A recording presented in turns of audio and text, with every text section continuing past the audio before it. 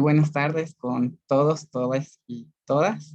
El día de hoy estamos desde Guangurina Digital, un proyecto de Flaxo Ecuador del Departamento de Estudios de Género y Sociología, que es sostenido por estudiantes y docentes en el conversatorio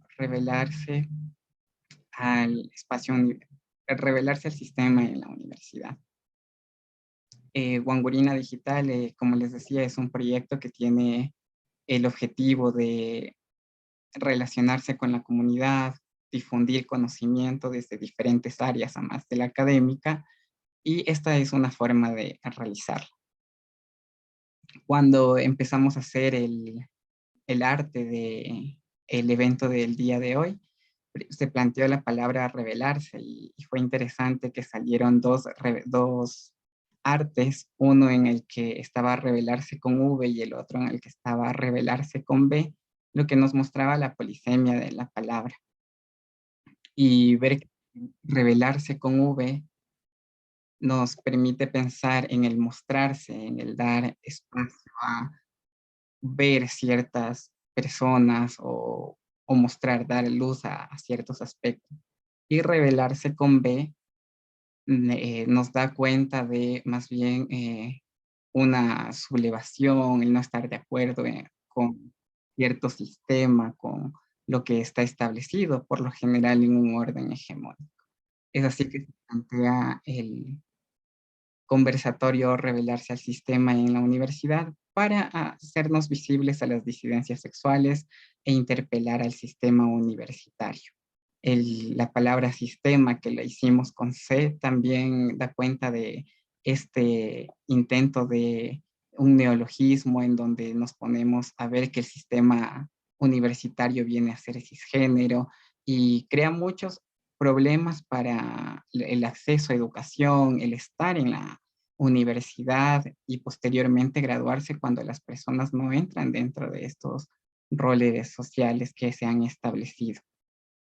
Entonces, el día de hoy nos acompañan 4 personas que estoy contento de que estén aquí con nosotros para compartir un poco de sus experiencias y desde sus posiciones, ¿no? Entre ellas está Cruzcaya Hidalgo Cordero, que es investigadora y activista lesbofeminista, máster en estudios de género por la Central European University. Tiene una especialización en estudios de afro-latinoamericanos y caribeños por el Consejo Latinoamericano de Ciencias Sociales, CLACSO. Actualmente es becaria del Atlantic Fellow for Social and Economic Equity por la London School of Economics. Es parte del Observatorio de Plataformas, la Red Internacional Feministas Transfronterizas, editora en revista Amazonas e investigadora en la Red de Descolonización de Datos Tierra Común, profesora invitada de la Universidad Autónoma de Coahuila, México.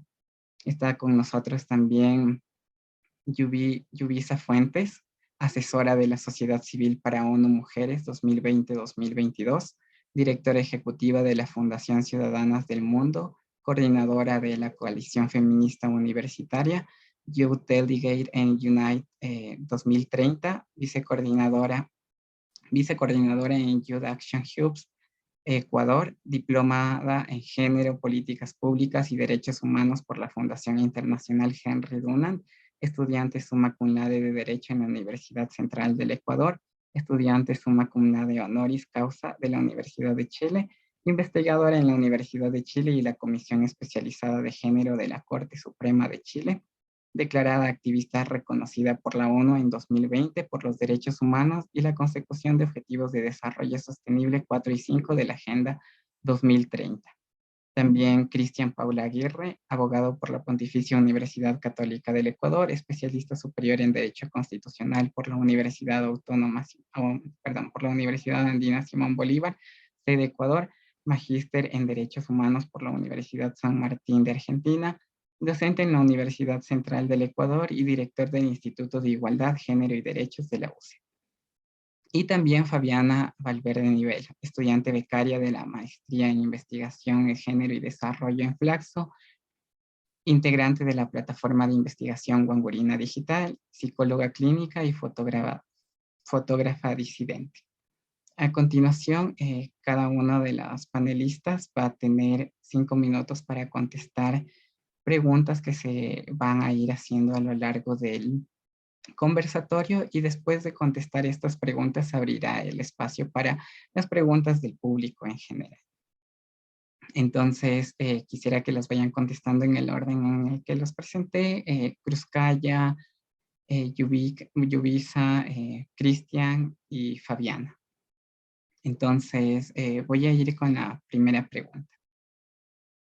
¿Quiénes somos o cómo nos definimos las diversidades sexogenéricas, disidencias sexuales, población LGBTI?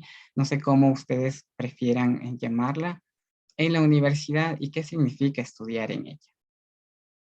Cruzcaya, por favor.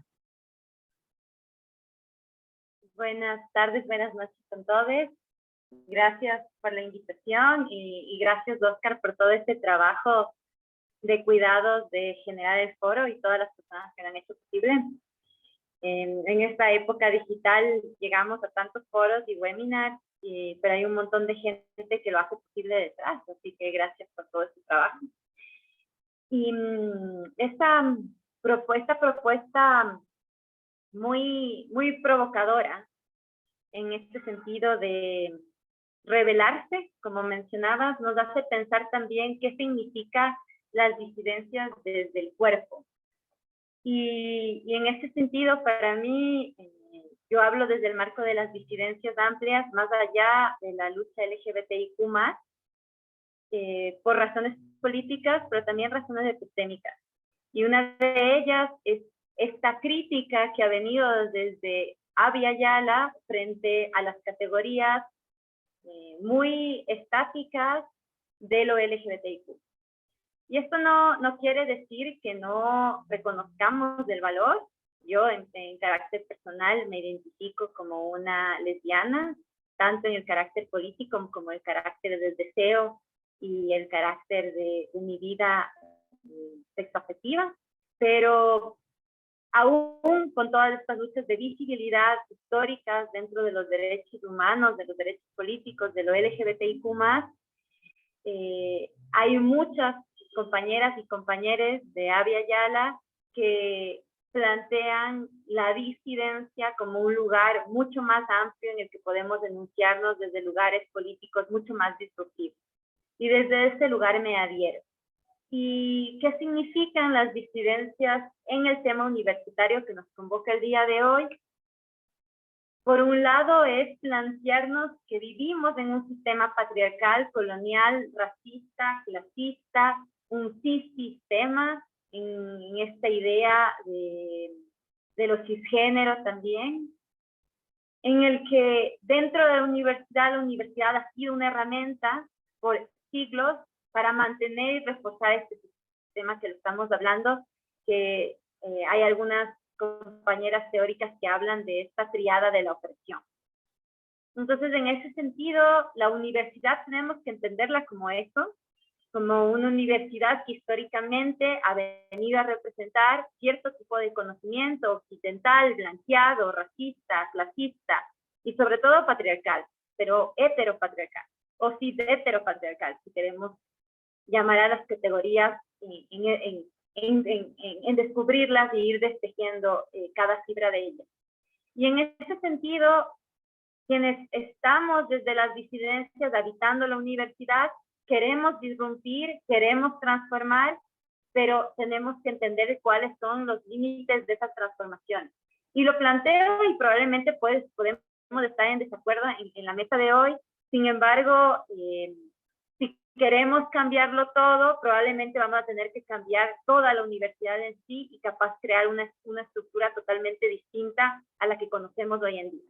Entonces, estamos dentro de la universidad desquebrajando este sistema cis heteropatriarcal, colonial, clasista y racista. Sin embargo, al menos para mí hay límites en esta transformación. Hay una feminista decolonial muy querida, Ochi Curriel, que ella decía, pues yo hago el proyecto decolonial fuera de la universidad. En la universidad soy profesora, puedo disrumpir, puedo hablar de decolonialidad, puedo generar reflexiones en las aulas, pero no voy a decolonizar la universidad. el proyecto de colonial va a ser por fuera de él, va a ser en la sociedad. Entonces creo que ahí también tenemos un debate de cuánto vamos a transformar o no la universidad, o capaz tenemos que derrumbarla totalmente y crear otros paradigmas. Y bueno, ese es, digamos, un debate más amplio, pero el día de hoy me parece súper valioso el pensarnos esos niveles de transformación, de rebeldía que generamos dentro de la universidad. Y para eso, por un lado, lo sabemos, las personas que habitamos las disidencias, dentro de las universidades nos encontramos con múltiples lugares de violencia. Y eso no solo hay que nombrarlo, sino hay que reconocer que hay una deuda histórica que tiene el Estado ecuatoriano y que tienen las universidades con nosotros, con la comunidad LGBTIQ, con las disidencias. Y esta deuda histórica va a todo nivel. Por un lado, ¿cuánta gente de la comunidad puede acceder a universidad, a educación universitaria? ¿Dónde están las cifras de cuántas personas trans, personas no binarias, personas lesbianas o gay entran a la universidad? ¿Cuántas logran graduarse? ¿Dónde están esas cifras segregadas? Por ejemplo, sabemos que esas cifras de las pocas que existen han sido dentro de la misma comunidad que a través de la militancia las hemos rescatado. Entonces eso es muy importante también decir que es una deuda histórica de la universidad. Pero por otro lado, ¿cuántas compañeras, compañeros de la misma comunidad somos docentes universitarios? Eso también habla de representatividad. ¿Cuánta currícula, cuánta malla académica está tomando todas estas diversidades, esta amalgama de propuestas políticas, estas lecturas, autores diversos? ¿Cuántas? Entonces creo que podemos ir así haciéndonos muchas preguntas de esas deudas históricas que tiene la universidad con nosotros.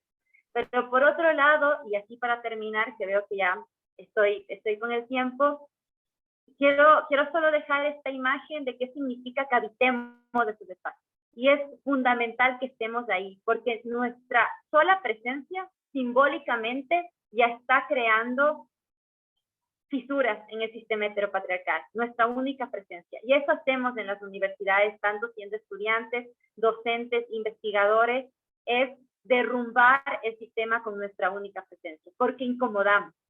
Entonces, quiero decir que las disidencias incomodamos al sistema universitario y eso es valiosísimo. Y ese es un lugar político que vamos a seguir conversando el día de hoy. Gracias. Listo, muchas gracias por lo que nos cuentas, Crustalla.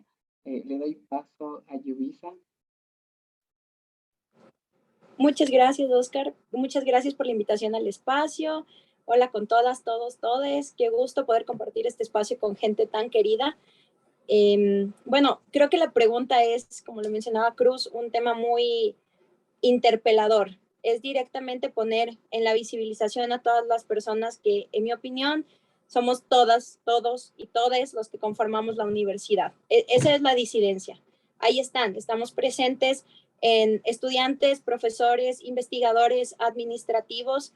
No somos un número más, no somos tampoco una cifra más. Sin embargo, hablando de números y de cifras, hemos sido altamente invisibilizados. Creo que es importante esta pregunta porque es reconocernos como parte del espacio en el cual estamos habitando. Creo que la universidad tiene que ser un espacio deconstruido, un espacio inclusivo, un espacio reivindicador para las personas que estamos dentro de ella coexistiendo. Creo que ha sido muy romantizado el hecho de que en la universidad vas, estudias, sales, porque en realidad inviertes todo un espacio, todo un periodo de tu vida, tanto tiempo, tantas experiencias, que no poderlas vivir a plenitud, no poder ser tú mismo, tener que esconderte, invisibilizarte para poder coexistir, es una de las cosas que la educación heteronormada y patriarcal obliga a las personas a hacer. En cuanto a quiénes somos, en dónde estamos, como ya lo menciono, estamos ahí coexistiendo, habitando y esperando muy impacientemente ya que podamos ser visibilizadas y que empiecen a existir políticas públicas dentro de las universidades, para las universidades, a través de reglamentos, a través de normativa, que nos permita formar parte plena del espacio y que se pongan restricciones a la violencia educativa, a la violencia formal que se vive dentro de los espacios. Entonces, creo que esta pregunta también es un generador súper importante para esta conversación, porque es repensarnos el sistema, empezar a repensarnos el sistema en el cual estamos cohabitando desde una forma disidente. Es importante cuestionar la educación que estamos recibiendo, la forma en la que se está impartiendo la educación, las mismas instituciones, cómo están generadas, cuál es la infraestructura, es o no es propicia para frenar la violencia estructural. Entonces, creo que invitar a la reflexión de quiénes somos las personas que estamos cohabitando la universidad, el espacio de la carrera, es algo sumamente importante para empezar a entender que la educación debería ser un punto clave de cambio cuando estamos hablando de transformar la sociedad. La universidad debería ser ese punto que llama a la crítica, a la investigación, no solo externa, sino también de lo que estamos viviendo puertas adentro. Creo que aquí también es pensar en las cosas que se le debe históricamente a ciertos grupos históricamente discriminados y que deben ser reformados no solo en la academia, sino también desde la academia. La interpelación, el fomentar temas de investigación alrededor de esta dinámica de repensar cuál es la nueva sociedad a la que nos estamos enfrentando, qué cosas necesitamos ahora, cuáles son las políticas públicas que deberían existir para dejar de arrastrar la cultura de la violación como un legado que se traspasa de profesional a profesional y en el cual se están formando a las personas. Gracias. Muchas gracias, Judith. Le damos paso a Cristian Paula.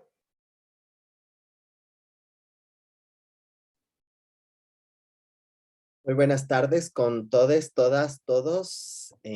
Agradecer a Oscar y a todas las personas que han hecho posible el espacio. Igual un afectuoso saludo a todas mis compañeras de panel. Y bueno, para responder a la pregunta, sí me hace todavía un poco de ruido decir si nos podemos definir a las diversidades o a la población LGBT dentro de las universidades, porque definirnos implica de alguna forma visibilizarnos. Y creo que eso es una de las cuestiones más complejas dentro de los sistemas educativos. Recordemos que Foucault señalaba que las escuelas son los espacios donde los poderes hegemónicos se reproducen. O sea, hablando de escuelas, todos los sistemas hegemónicos de educación. O sea, dentro de los espacios educativos se desarrollan y se normalizan los sistemas hegemónicos de poder. Es por eso que las escuelas, los colegios, las universidades son patriarcales, son heterocisnormados, son androcéntricos, son adultocéntricos, porque ese es el sistema de poder social que rige y que es la norma y que nos hacen entender dentro de los espacios de educación que así debe ser la sociedad. Por lo que desde que una persona LGBT o de las disidencias es pequeña, entra al sistema de educación, no puede nombrarse porque no se ve, no se identifica, no estéticamente no ve a sus pares, emocionalmente no se siente acogida por sus pares, le enseñan que su corporalidad, su sentir, su emotividad es negativa, es pecado, es enfermedad, es incluso años atrás se pensaba que era delito, por lo que o todavía se mantiene esta lógica de la represión de poder visibilizarse y por ende de identificarse y de poder definirse, porque cuando somos muy pequeñitos, muy pequeñitas, pequeñites, no nos podemos definir porque no sabemos que lo que estamos sintiendo es normal. Hablando de que la sexualidad diversa y la identidad sexual diversa también es parte de la normalidad del ser humano, no nos enseñan a que eso es una posibilidad, sino más bien al contrario. Es por eso que poderte definir y poderte reconocer es un proceso bastante complejo y muy difícil porque no tienes la información y si es que llegas a tener la información, sientes que visibilizarte es correr peligro. Y de hecho, cuando estamos en los espacios educativos, el bullying LGBTI fóbico es una de las cuestiones que generan esta represión, porque siempre está esa sospecha. Cuando los compañeros o las compañeras o el sistema identifica a alguien de las disidencias, pues lo comienzan a molestar. Y esta identificación, pues lo que hace es generar represión para no expresarse. Y eso tanto se reproduce en el sistema primario y se va a tener consecuencias en la universidad. Ahora, en la universidad, entendiendo que es un espacio donde hay una relación entre personas adultas, en el tema del acceso, por ejemplo, en el tema del acceso en teoría no debería haber ningún problema, porque ¿cómo se accede a las universidades, sobre todo a las universidades públicas? A través de un proceso de examen unificado, que no debería o no genera ningún tipo de restricción. Ahora, el tema es, para llegar a ese examen, ¿cuántas personas, sobre todo población trans, ha sido expulsada de sus casas, ha terminado sus estudios para llegar a dar el examen? Y sobre todo, con eso, acceder a la universidad. Entonces, ahí tenemos ya una primera franja de la población LGBT que no tiene igualdad para el acceso. En la permanencia, si ya se logra el acceso, en la permanencia va a jugar mucho el tema de cuán heterocisnormado parezcas para no tener el mismo bullying que podías tener en la escuela o en el colegio. Y la permanencia va a depender de eso, de cuán heterocisnormado una persona puede parecer para evitar la violencia o la discriminación. Y de hecho, la mayoría de personas de la población LGBT que terminamos las universidades son en teoría las que más cisnormadas nos podemos ver. Y alcanzamos, es decir, la mayoría de personas bisexuales, lesbianas o homosexuales, cisgénero, tienen mayores posibilidades, porque justamente el entorno, de alguna forma, con la estética logran crear un casco de seguridad para mantenerse y llegar al egreso. Pero cuando tu estética es disruptiva, cuando tienes mayores posibilidades de empoderarte y romper los patrones estéticos, de la voz, de visibilidad. En cambio, ahí las violencias pues generan que no termines o no egreses. Y es por eso que las personas LGBTI estamos en las universidades. El problema es cuántas tienen la posibilidad de visibilizarse como tal para permanecer y egresar. Y ahí es cuando las políticas educativas tienen que responder a la igualdad y no discriminación, tanto en la parte de procesos de investigación y sanción de la discriminación, pero también en procesos de sensibilización y de la emotividad para romper los prejuicios y estereotipos sociales, tanto en autoridades, en docentes, en compañeros y compañeras y en el personal administrativo y de servicios. Porque si todo esto llega a una sensibilidad y de normalización de las diferencias, de las disidencias, de cualquier forma, entonces no habrá una ruptura del proyecto de vida educativo. Y creo que eso es lo que debemos llegar, pero creo que todavía no es el momento en el que podamos decir que en el Ecuador pase, pero debería suceder en algún momento. Muchas gracias por tu respuesta, Cristian. Le damos paso a Fabiana. Hola con todos. Bueno, ¿qué puedo decir que no hayan dicho ya el resto de personas? Pero bueno, yo les puedo hablar desde los afectos que construyen igual la universidad en sí. Con esas dos preguntas, en la primera pregunta, ¿quiénes somos? Y bueno, ¿cómo nos nombramos dentro de la universidad? ¿Quiénes somos? Somos un espacio de afecto y somos los y les desplazados de la universidad en sí. Siempre somos el grupo que no se nombra, no se toca, no se ve literalmente, y eso concuerda mucho con lo que decían esto de cómo te puedes visibilizar dentro de la universidad cuando ni siquiera se pueden nombrar dentro de la universidad. También somos esos cuerpos políticos que tenemos que estar como en constante lucha si no queramos estar en esa lucha o en medio de esa lucha, justamente por el mismo hecho de nombrarnos como LGBTs, gays, lesbianas, bisexuales, trans, o en mi experiencia específica, nombrarme desde lo trans implica ya que ese cuerpo sea politizado y sea leído desde ese punto político, al mismo tiempo del ser desplazado del resto de la comunidad universitaria.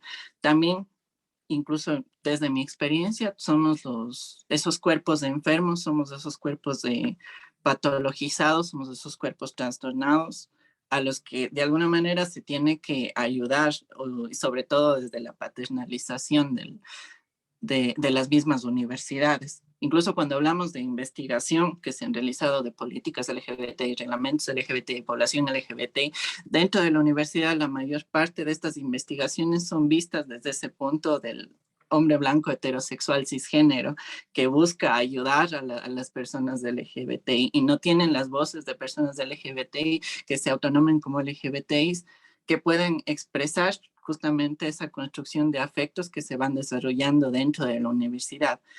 Como les mencionaba, somos esos seres que no se nombran en sí y que estamos dentro de unas pedagogías del terror súper fuertes y súper heteronormadas directamente.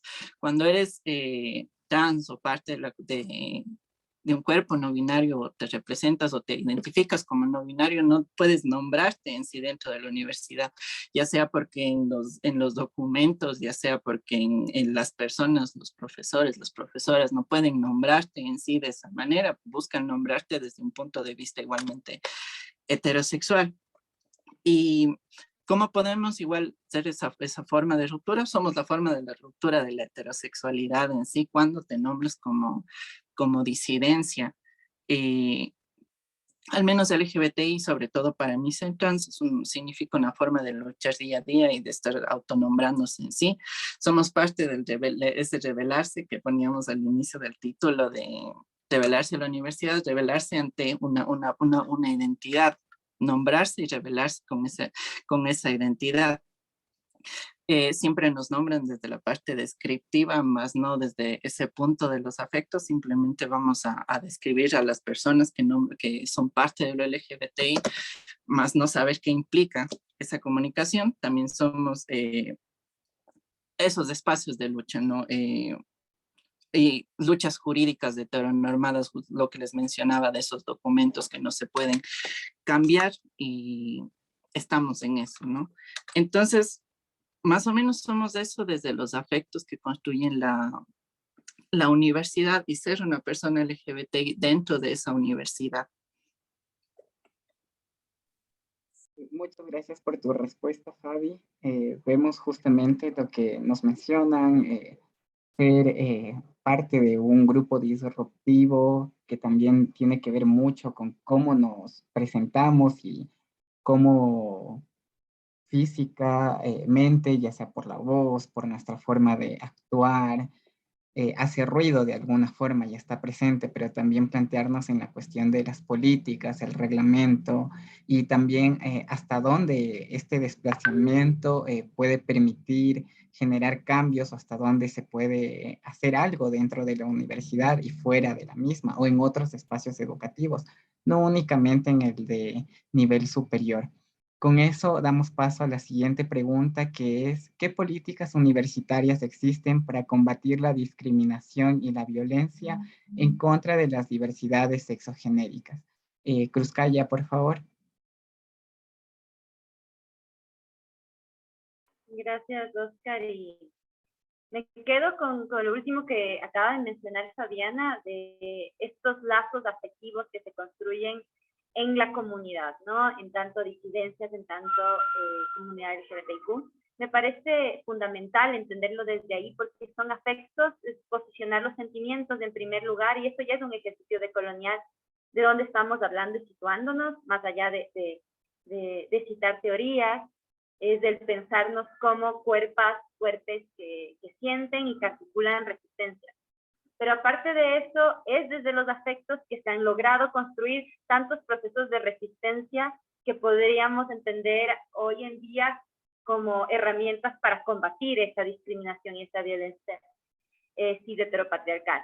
Y dentro de las universidades encontramos que, por un lado, desde quienes estudian en la universidad se han formado diversas propuestas colectivas, tanto desde los feminismos y los movimientos de mujeres, como desde el movimiento queer, como el movimiento LGBTIQ, en el que se trata de rebelarse, de resignificar, de transgredir desde eso, desde colectivos universitarios, desde toma del espacio público universitario. Lo hemos visto en Ecuador, pero lo vemos alrededor de América Latina. No es menor que ahora en México esté tomada una facultad entera por estudiantes en las que va en corte político feminista, pero también anti-heteropatriarcal y anti-hetero cis-sistema. Y eso me parece maravilloso, ¿no? Esa toma desde los estudiantes dentro de la universidad.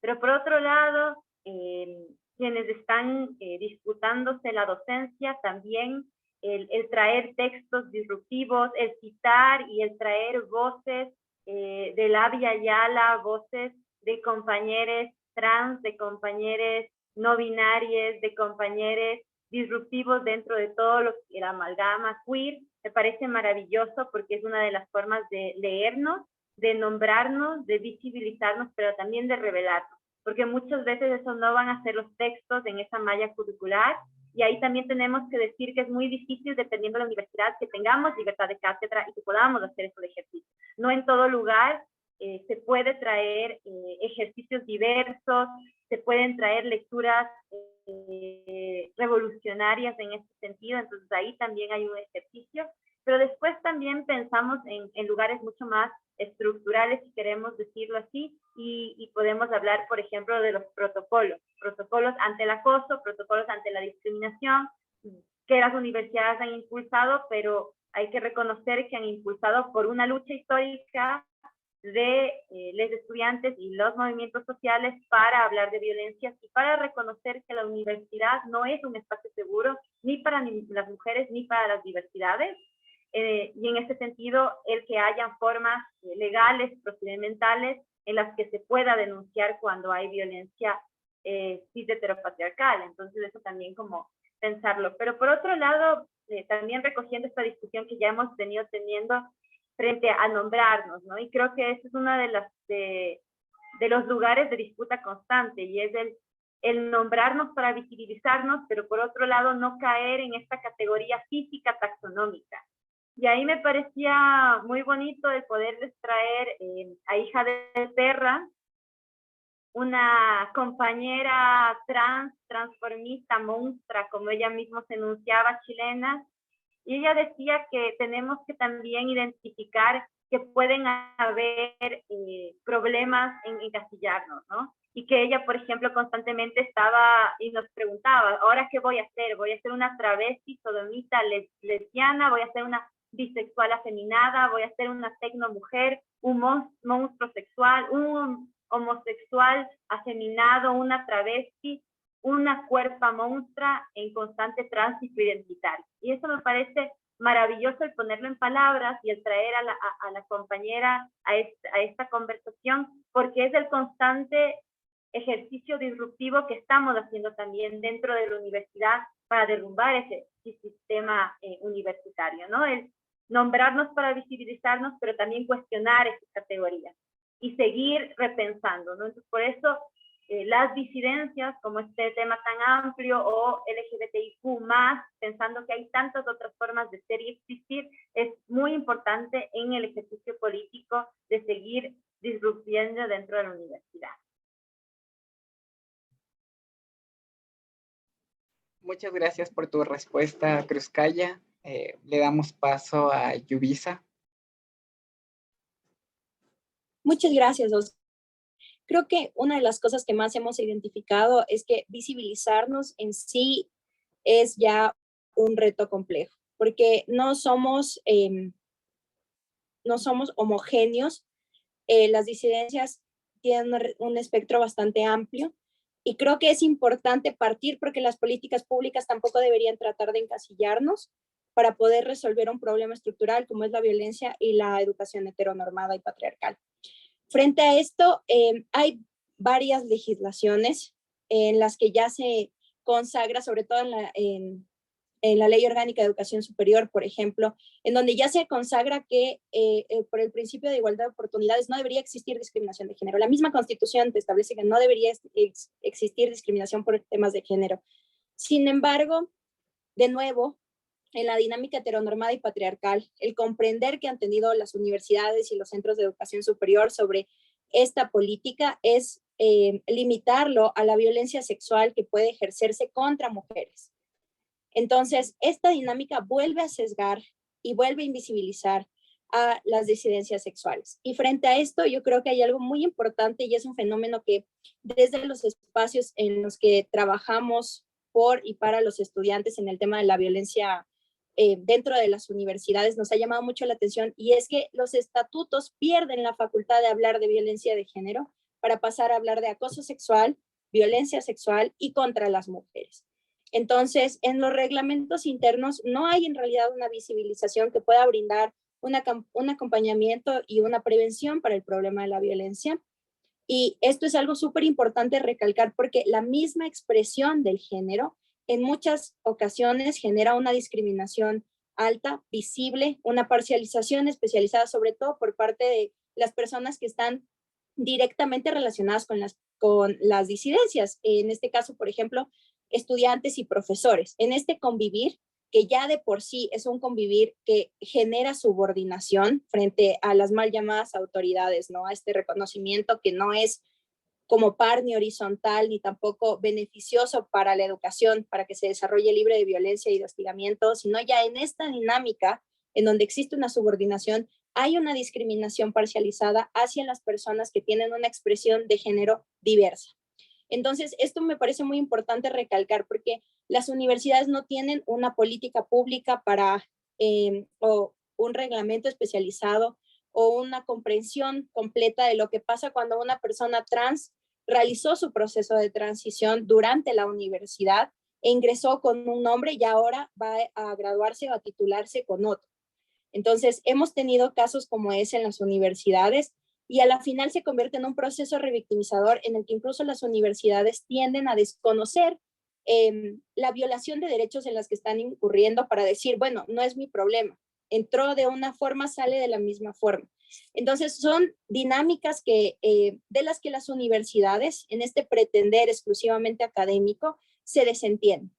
Una de las políticas más fuertes que existen dentro de la Ley Orgánica de Educación Superior es la creación de los espacios de bienestar universitario, que se supone deberían ser los centros exclusivamente designados para la prevención y erradicación de violencia en este tipo de casos, y sin embargo no cuentas con especialistas que conozcan del tema LGBTIQ+, o que conozcan del tema de disidencias y cómo abordarlas cuando existen casos de violencia. Entonces, una de las cosas que se vuelve a identificar en los procesos es que una denuncia por violencia de género, que se trata de la comunidad, por ejemplo, LGBTIQ+, no saben cómo procesarla porque no entienden si es que debe o no debe llevar el mismo proceso de una violencia sexual, por ejemplo, contra una mujer. Entonces, esta falta de sensibilización y esta falta de comprensión por parte de los mismos operadores administrativos de las universidades presenta una limitación a cualquier política pública, a cualquier legislación, a cualquier derecho que se pueda encontrar consagrado en la legislación y en la normativa nacional y también en los reglamentos particulares de las instituciones. Por un lado. Por otro lado, el no comprender que no son solo las normativas que pretenden encaminar la prevención de la violencia o establecer rutas de denuncia, sino también la forma de impartir una clase, la importancia de que las personas que están a cargo de la formación de profesionales no sean personas sesgadas, heteronormadas, patriarcales, violentas, que puedan reproducir los patrones del conocimiento de una cultura de la violación.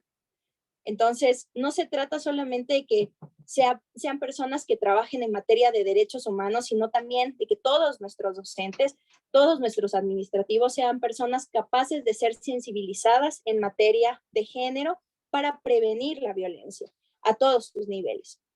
Y por último, algo que se genera un montón es el rechazo en espíritu de cuerpo y la discriminación de tus pares.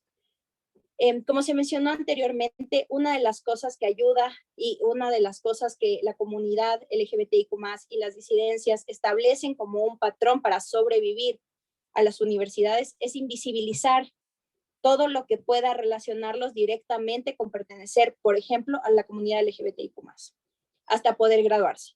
Entonces, el momento en el que existen ridiculizaciones, persecuciones, hostigamientos y demás, son los mismos pares los que inician con la persecución a nivel micro, porque no comprenden no solo la situación, sino también cómo coexistir.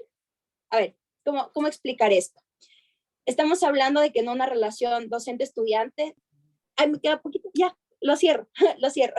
Estamos hablando de que efectivamente existe una subordinación en la relación y obviamente los pares no van a sacrificar su posición privilegiada dentro de esta relación de subordinación para poder apoyar a alguien más. Este silencio, esta invisibilización, esta complicidad que genera el miedo también y la subordinación es lo que también impide y limita las políticas públicas. Gracias. Listo, le damos paso a Cristian Paula.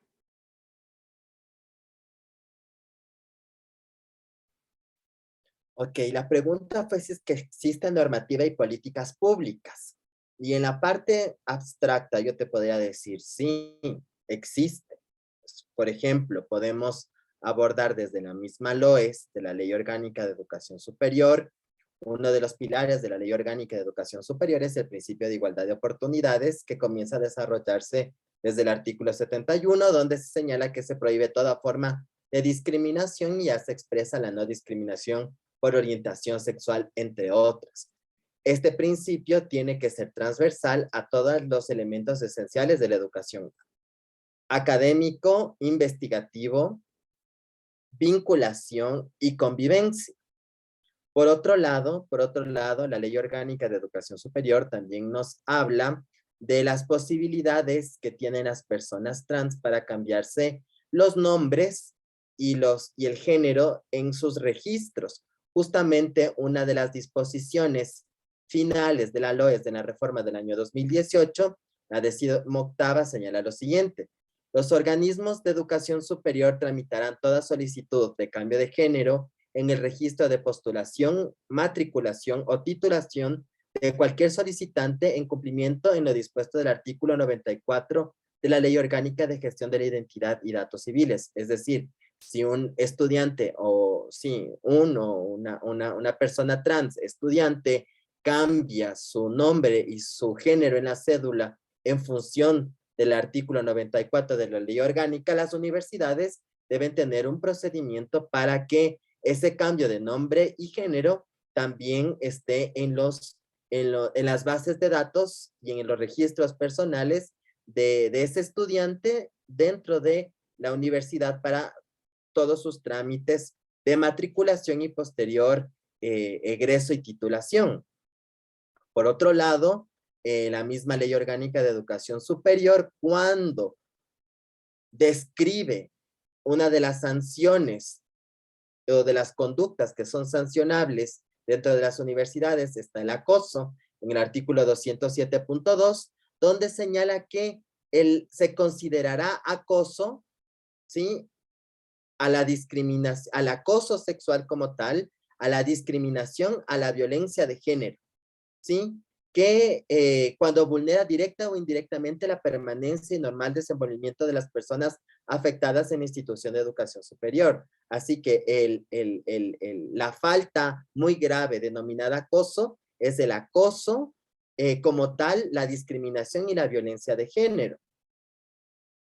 Por otro lado, el CES, el Consejo de Educación Superior, en el año 2017 emitió la resolución, la RPC-SO número 414-2017, que es el reglamento para garantizar la igualdad de todos los actores en el sistema de educación superior, que justamente obliga a las universidades a transversalizar los enfoques de igualdad, transversalizar la igualdad y no discriminación en todas las actividades esenciales de las universidades, y sobre todo en el artículo 16 señala que las universidades deben levantar información estadística y diagnóstica sobre los temas de igualdad y no discriminación en las universidades, elaborar un plan de igualdad y la generación de medidas de acción afirmativa aplicable a todas las actividades esenciales de las universidades, diseñar y reformar la normativa para fomentar la igualdad y no discriminación, diseñar mecanismos para no irrumpir las trayectorias académicas de las y los profesionales por motivos de prejuicios, igualdad y no discriminación, elaborar políticas, gestionar recursos y demás. Además, tenemos el ODS 4, que es de calidad de educación de los objetivos de desarrollo sustentable, y la meta 4.7 justamente habla de que la calidad de la educación solo se puede entender como calidad educativa cuando tiene enfoque de género, de derechos humanos, para la cultura de la paz y la no violencia.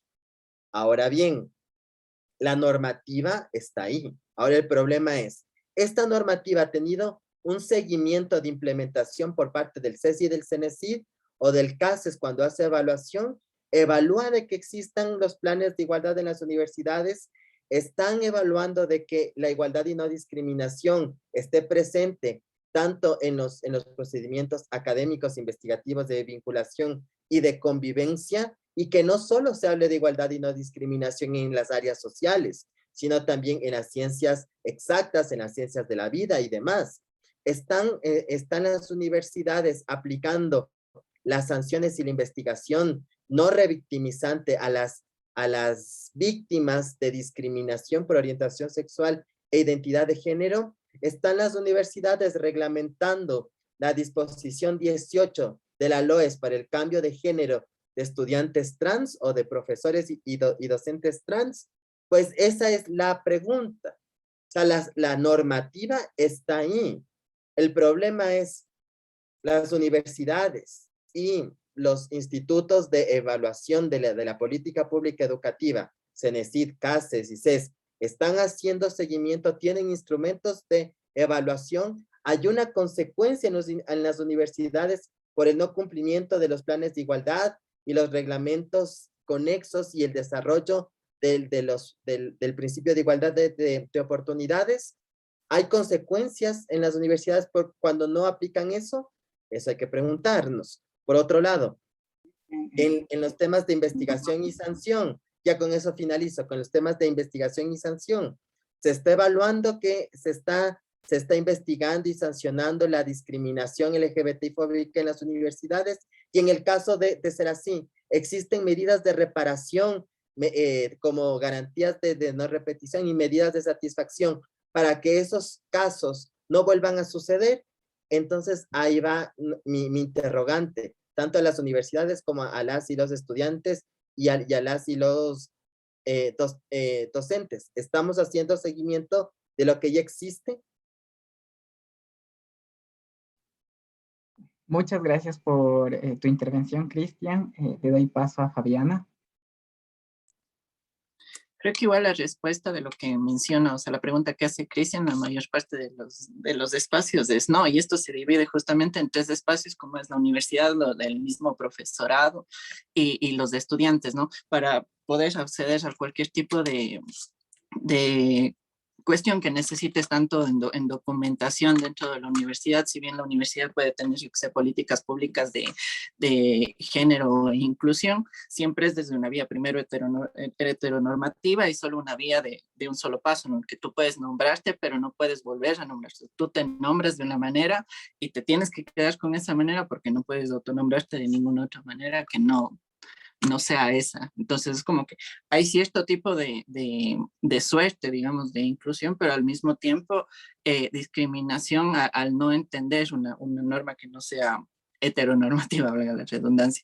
Y justamente esto implica estos espacios de normas jurídicas heteronormativas que existen, incluso desde esos mismos protocolos que nombraba Cristian de actuación o hacia la no violencia a personas LGBTI o de inclusión a personas LGBTI.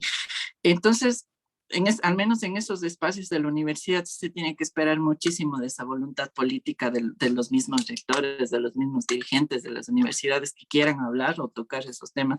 E incluso acá en Cuenca, a pesar de que se tiene políticas públicas del LGBTI, los casos de violencia a estudiantes han sido un montón. Incluso uno le dimos seguimiento bastante de cerca a una estudiante lesbiana que justamente fue discriminada por parte de los profesores por tomarse de la mano dentro de una institución educativa, ¿no? De la universidad, de tomarse de la mano de su pareja, la cual fue vulnerada, ella perdió el ciclo, tuvo tratamiento psicológico, psiquiátrico, un montón de cosas, y la universidad hasta el día de hoy no reconoce que fue una vulneración de derechos del profesor que le vulneró, que le discriminó a esta chica, sigue dando clases en ese espacio. Entonces, por más que existan esas políticas, al menos la violencia y la discriminación sigue ahí. Por parte, por ejemplo, de los profesores, sobre todo en la comunidad trans, está esto del aquí eres tú estudiante y todo lo que tú hagas de tu vida privada lo dejas afuera, tomando como referencia esto de que el ser LGBTI tiene que ser algo privado para ti, pero tú no puedes expresarte o actuar o justamente mostrar sus afectos como persona o que te lean como persona LGBTI dentro de una clase porque tú eres un estudiante y no puedes ser absolutamente nada más cuando eso solo es una premisa para personas LGBTI, para absolutamente nadie más. Y con los pares, obviamente, hay esta suerte de pacto en la discriminación en el que si yo veo o miro un acto de vulneración, no voy a decir nada porque obviamente que me van a decir a mí, porque justamente ni siquiera se conocen los protocolos de actuación ante eso. Bueno, yo vi que le discriminaron a esta persona, pero igual que puedo hacer porque no conozco o simplemente está normalizado esa violencia.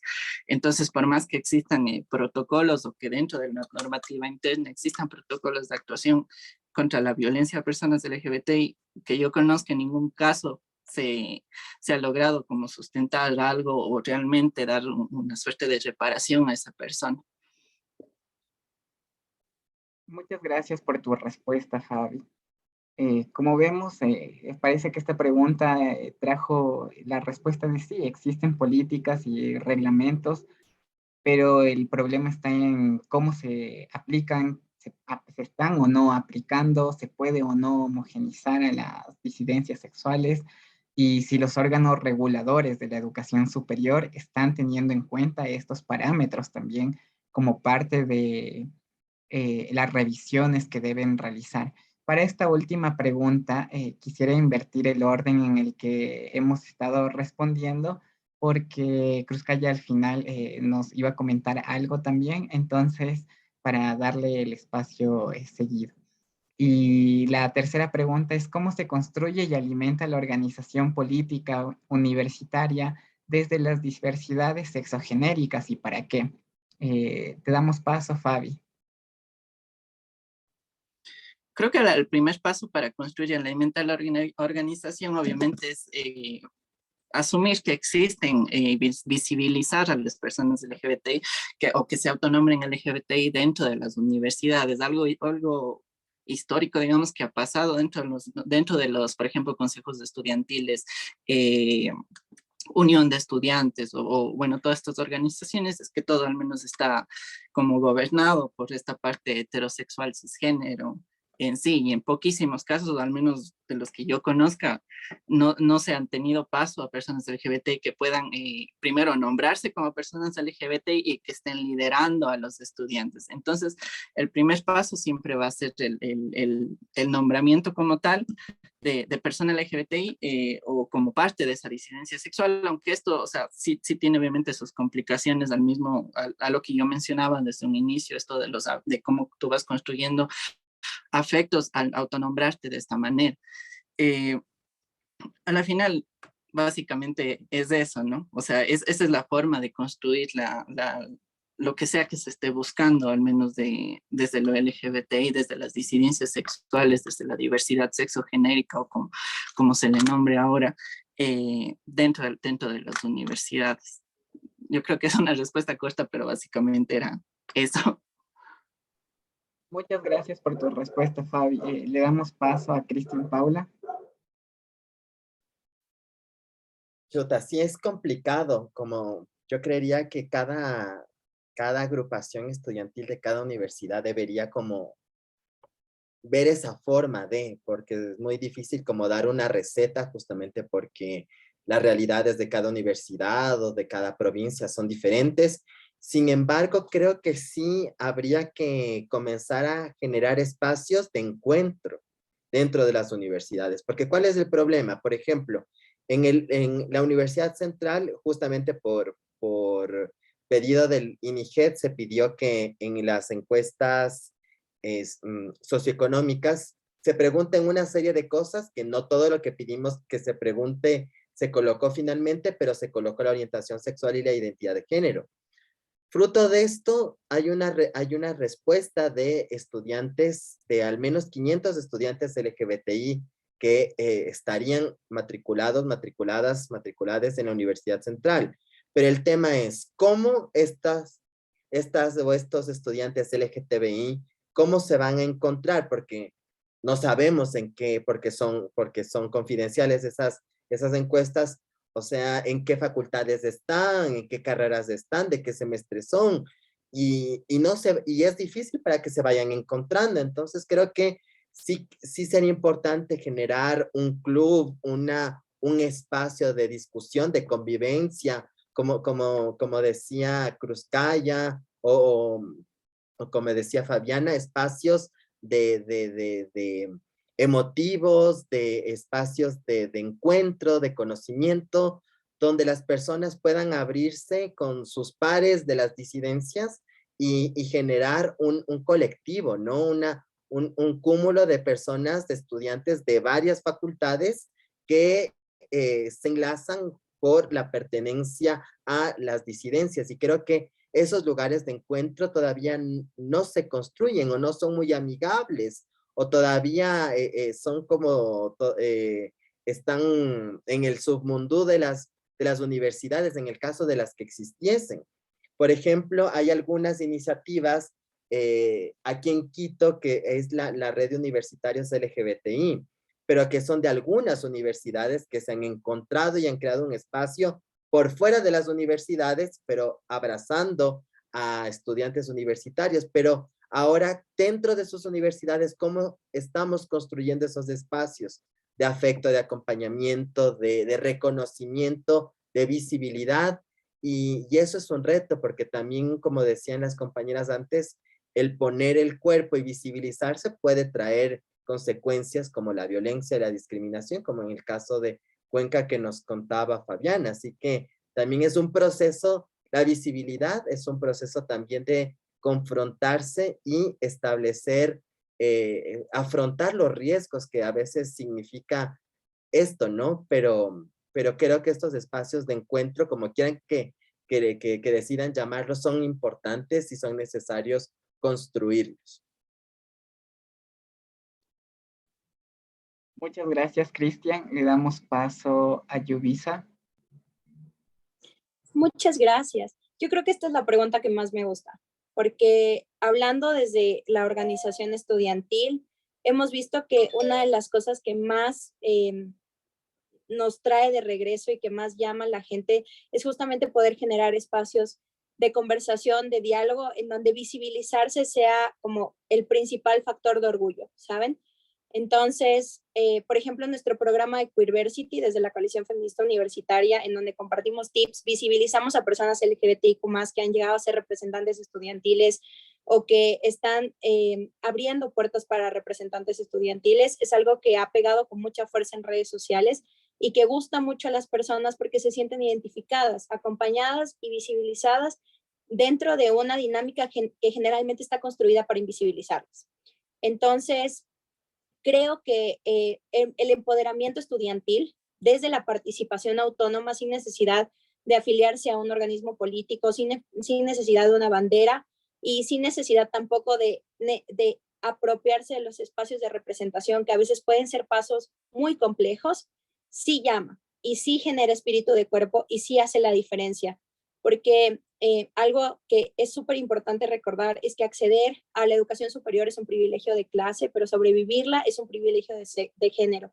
Entonces, sí es una dinámica violenta, en donde sentirte acompañado puede marcar la diferencia para poder terminar tu carrera, para poder encontrar motivación, para poder sentirte parte de algo, cuando generalmente el sistema está diseñado para excluirte.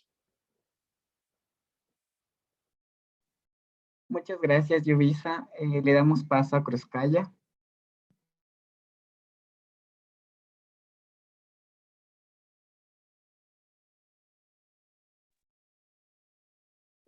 Gracias, Tompas, y comparto con Luby la belleza de esta última pregunta, porque es entender todos los aportes que estamos haciendo también, es como un llamado a la acción, ¿no? Después de un poco este recorrido, este contexto, este panorama que hemos venido conversando, es qué estamos haciendo también, es un llamado a la acción. Y en ese sentido, por un lado está lo que significa la visibilidad, y como planteaba Fabiana, la visibilidad puede traer violencia y trae violencia hacia nosotros, pero por otro lado estamos en un momento en el que la clandestinidad de nuestra existencia ya no es una opción. No es una opción ni para nosotros, y mucho menos va a ser ese lugar cómodo del cis heteropatriarcado, en el que parecía que no existíamos. Ya no, estamos en un momento en el que estamos visibles, cada vez estamos más visibles, en el que estamos disputándolo todo, y estamos en un momento en el que desde los feminismos, desde las disidencias, se están debatiendo el transformarlo todo, el crear mundos diversos. Entonces ya no hay este espacio para pensar que se va a volver atrás, y eso me parece muy importante. Pero por otro lado, la pregunta también nos lleva a pensar qué aportamos nosotros, qué aporta las disidencias, el movimiento LGBTIQ a la política universitaria. Y creo que hay algunos aportes muy poderosos, tanto simbólicos como políticos. Y por un lado es que queremos cambiarlo todo, desmantelarlo todo, pero por otro lado que no se busca con la lucha LGBTIQ, con las disidencias, no se busca un lugar de tolerancia o de estatus de igualdad, sino desafiar esa institución y desafiar las formas que entendemos del mundo. Y esto es fundamental porque, como veníamos diciendo, estamos disrumpiendo, fracturando, revelando, nos estamos revelando a estas instituciones y estamos nombrando a las instituciones universitarias como son. Son racistas, son clasistas, son patriarcales, son coloniales. Entonces, lo que traemos las diversidades, las disidencias, es esa capacidad de entender al sistema como es, de nombrarlo, pero también entender que podemos desbaratar los imaginarios y podemos crear otros imaginarios, otras formas de nombrarnos, otras formas de vivir, otras formas de pensar el placer, de pensar la construcción de relaciones, de pensar la vida en sí, la corporalidad, los afectos. Entonces, creo que hay una potencialidad muy grande de lo que estamos trayendo a la política universitaria, a todo nivel, tanto desde colectivos de estudiantes, como ya lo nombraban las compañeras, pero también a nivel de cómo queremos entender la universidad, de cómo vamos a disputarnos del lenguaje, en el sentido de un lenguaje inclusivo, cómo vamos a disputarnos qué se lee dentro de las aulas, cómo se piensa hasta el mismo sistema de calificación, que ya de por sí es clasista, es jerárquico, es positivista. Entonces es un momento en el que estamos disrumpiendo muchos ejes, y creo que ahí viene esa potencialidad. Y bueno, al fin, también como Oscar lo decía, pero creo que estamos en un momento interseccional de las luchas. Y la interseccionalidad no solo como esta palabra que se utiliza ahora como políticamente correcta en foros y en debates, sino en entendernos que estamos en un momento en el que todas las luchas sociales vienen desde entendernos desde esas diversidades amplias.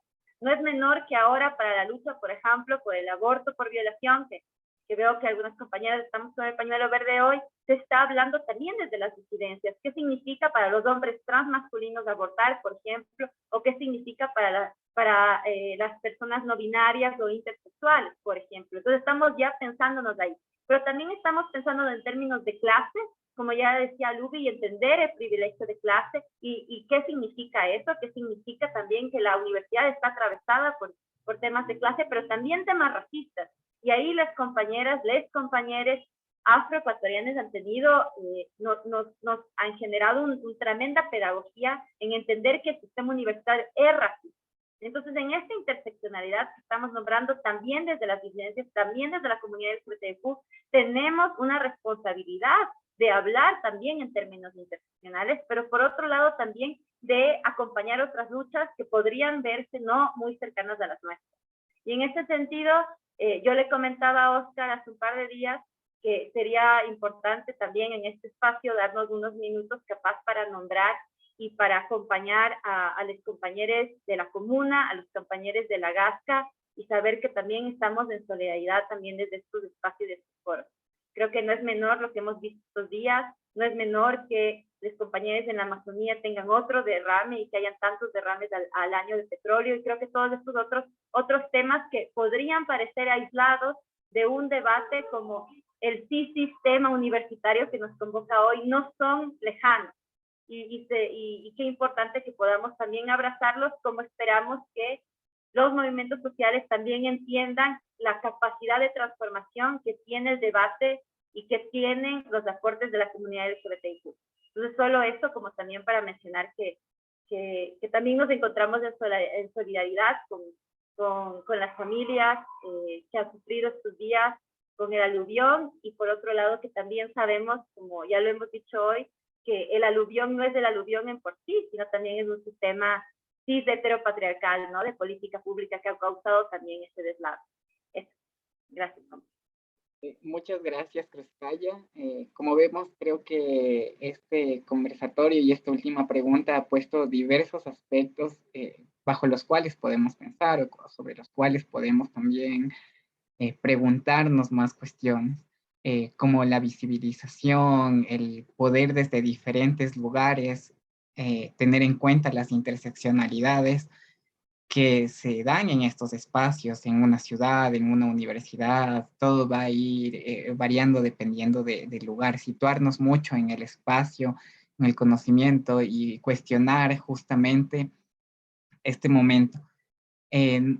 Dejo abierto si hay alguna pregunta de las personas que nos han acompañado para los ponentes, y si alguien más desea nombrar algo sobre lo que Cruzcaya ha traído, y me parece muy interesante porque justamente Guangurina es un espacio para cuestionar, para dialogar desde diversos espacios y afrontar también esto, el cómo se ha creado el conocimiento desde la colonia, desde el patriarcado. Entonces, me parece importante también dar el espacio para eso.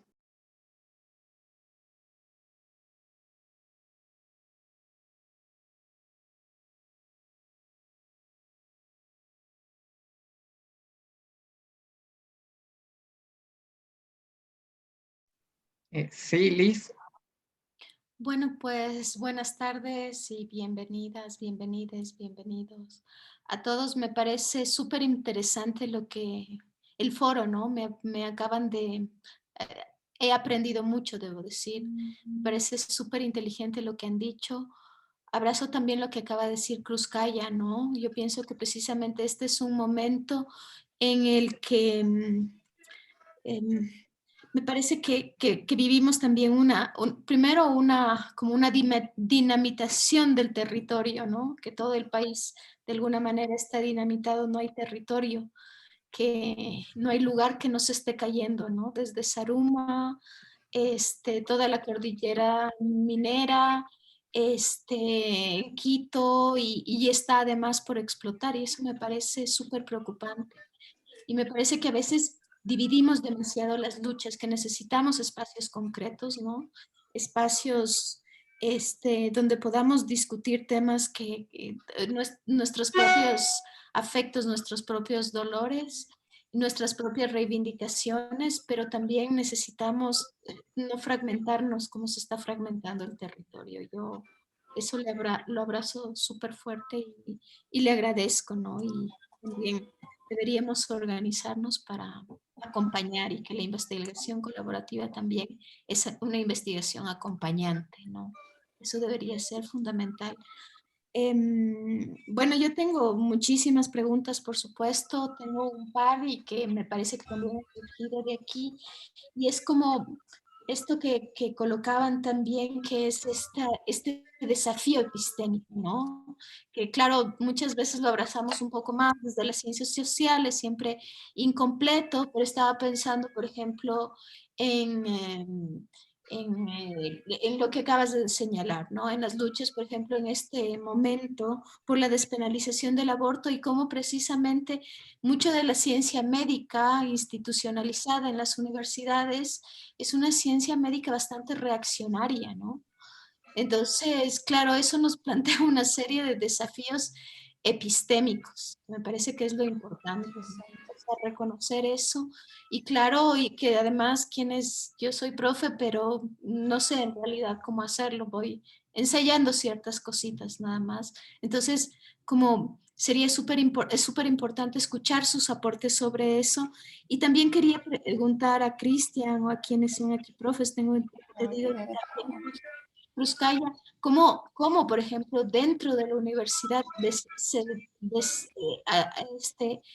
colocarse como parte de la universidad? ¿Cuáles son esas experiencias, no? Porque eso implica una lucha fuerte. Entonces, a mí me parece como muy importante aprender de ellas. Eso, muchas gracias.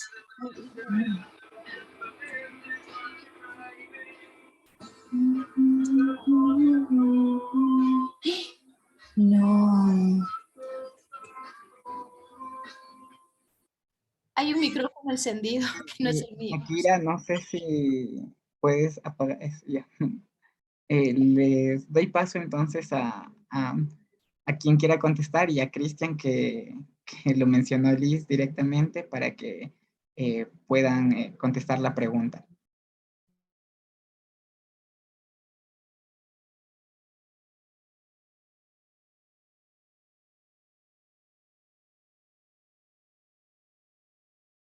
Bueno, comienzo. Con lo que mencionaba Liz, creo que sí es un tema, voy a hablar un poco de mi experiencia personal, porque sí es difícil y complicado visibilizar tu orientación sexual en un espacio que es netamente heteropatriarcal y muchas veces tus pares tratan de deslegitimar tu producción académica y tal vez tu producción y tu forma de ser como docente en función de los prejuicios sociales que existen, ¿no? Entonces yo sí sé que lo que se decía o se dice de mí dentro de las aulas universitarias, típico como que han salido comentarios, obviamente nadie me lo dice en la cara, ¿no? Pero es que te dice, tienes otro amigo docente que escuchó, o tus estudiantes que escuchan y te comentan, como que yo trato de homosexualizar la universidad o la carrera, la facultad, tal. Pero cuando estás hablando de temas de las disidencias, o sea, yo soy docente de derechos humanos, el tema tiene que salir, o sea, en algún momento tiene que salir y sale, ¿no? Y claro, entonces hablar de patriarcado, heteronorma, cisnorma, población LGBT, disidencias, para mucha gente piensa que es adoctrinamiento.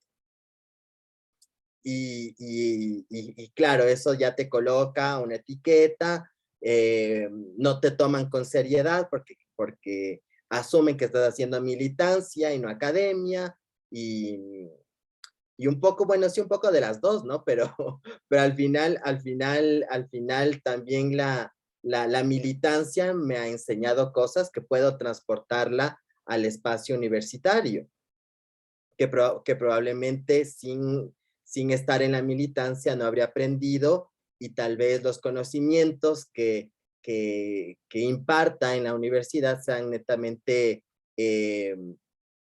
reproducción de la misma academia sin tener un contacto con la realidad. Y creo que eso no puede ser así. O sea, un docente universitario, una docente universitaria debe tener contacto con la realidad, sino reproducir lo que dicen los autores, las autoras, sin tener un contraste con lo que viven las personas, los seres vivos dentro de nuestros espacios, pues tampoco sirve de nada, ¿no? Y creo que es importante que nos visibilicemos para que se den cuenta las generaciones que vivieron en la criminalización, porque muchas de las y los docentes que me critican en todo caso, vivieron en la época donde era delito ser como somos y tienen todavía esos prejuicios en la cabeza, ¿no? Y como decía Cruz Calla y las compañeras, solo el simplemente de estar y de visibilizarse y generar la inconformidad o generar la incomodidad, creo que es bastante y que se cuestione de por qué el maricón está ahí dando clases, para mí es fabuloso porque tratan de bajar todo lo que yo pueda producir en temas académicos o en temas de política pública universitaria, que es en lo que estoy trabajando ahora, por una falacia ad hominem. O sea, tratar de desvalorizar lo que pueda producir intelectualmente por mi orientación sexual. Y creo que caer en ese espacio común para mí es una victoria. Entonces creo que eso es lo que podría decirte y mientras más incomodemos, creo que será mejor. Adelante, Cruzcaya. Bueno, gracias Liz por poner esta pregunta que también es el escucharnos desde este lugar sensible también de la experiencia personal, ¿no?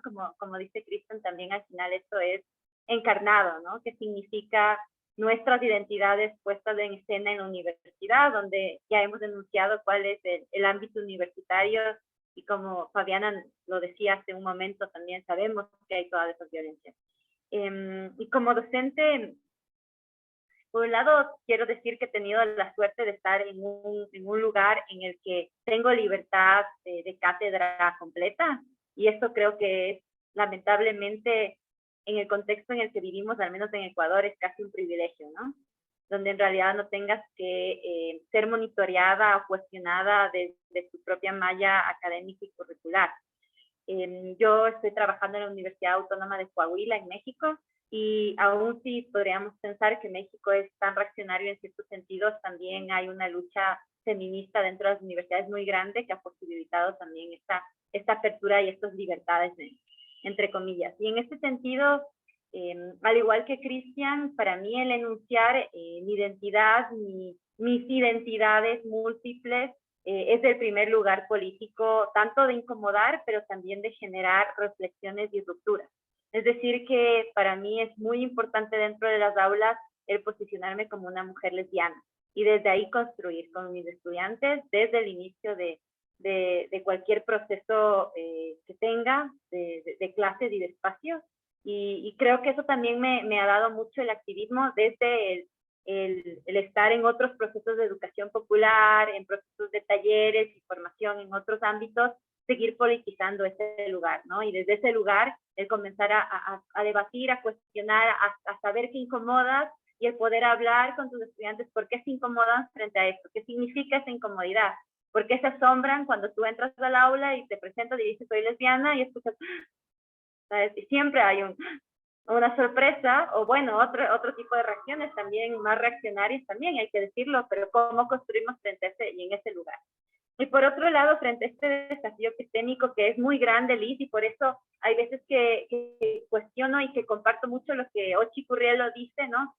En verdad, ¿vamos a descolonizar o no la universidad? Capaz no se puede, como entendemos los límites de la universidad. Creo que también es un debate de ¿vamos a transformarlo o hay que desmantelar y crear otros procesos de educación desde otros lugares? Y claro, ese es el desafío epistémico, pero creo que el desafío epistémico viene de muchos lugares y hay veces que en la política universitaria, que también se convierte en un realpolitik, como ya lo mencionabas, Cristian, claro, hay límites en los que capaz no vamos a poder influir absolutamente nada como única docente o docente en un área, mucho menos si no tenemos un lugar de dirección o de poder dentro de ese lugar de la docencia de las facultades y la universidad como tal, pero podemos generar muchos lugares disruptivos dentro del aula. Yo creo que ese es el espacio inicial donde podemos generar un montón de dinámicas distintas. Y ahí yo creo que el desafío epistémico también es un desafío metodológico, pero también es praxis. Y creo que el hablar de las disidencias, hablar de desmantelar el sistema, también nos lleva a pensarnos no solo en términos teóricos, qué leemos o qué debates se ponen en el aula, sino cómo generamos acercamiento con los estudiantes, cómo nos replanteamos las dinámicas de poder dentro del aula, como planteaba Luby, cómo vamos a pensarnos de otras formas de calificar, si en realidad la misma calificación ya de por sí es un lugar de poder jerárquico, positivista, cómo vamos a generar otros lugares para hablar de emociones y afectos dentro del aula. Entonces creo que ahí también es replantearnos muchas cosas y eso también es desde la misma individualidad y colectividad del aula, cómo podemos pensar muchas otras formas. Y ahí cae también que la heterosexualidad también es una heteronorma de relacionarnos. Y cómo podemos, queremos decir queer, o como dicen muchos compañeros, sobre todo el Cono Sur, cómo vamos a travestir el aula.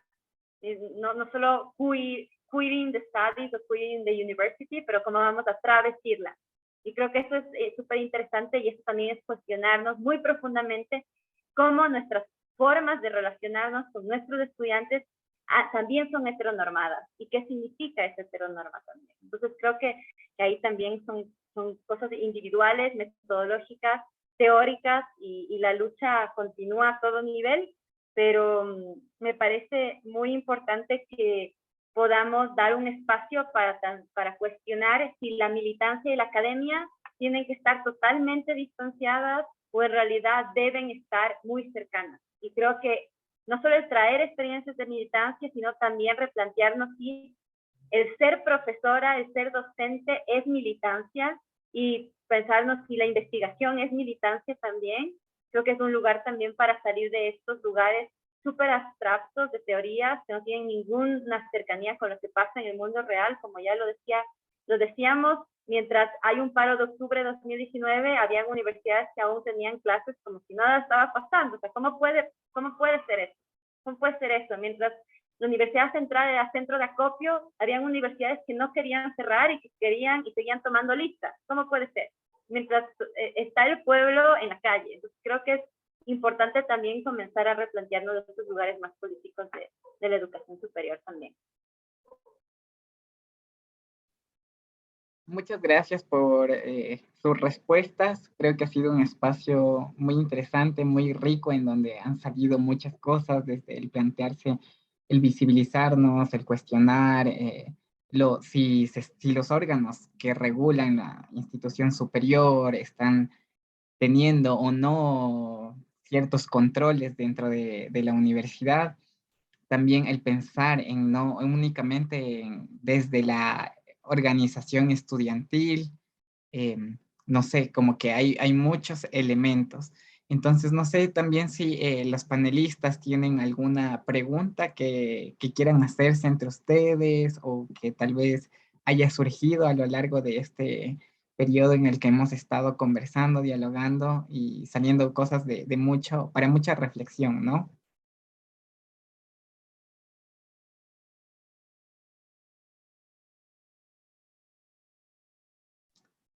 No, bueno, entonces, más bien solo agradecerles por haber sido partícipes del espacio.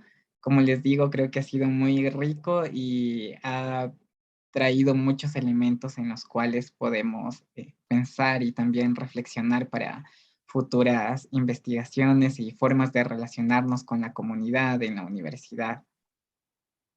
Yo también les agradezco y espero que leamos tu tesis, que va a ser muy interesante. Gracias. Entonces, bueno, Fabi, ¿ibas a decir algo? No iba a decir nada, pero igual súper feliz de estar aquí y compartir con ustedes. Listo. Bueno, voy a pausar la grabación.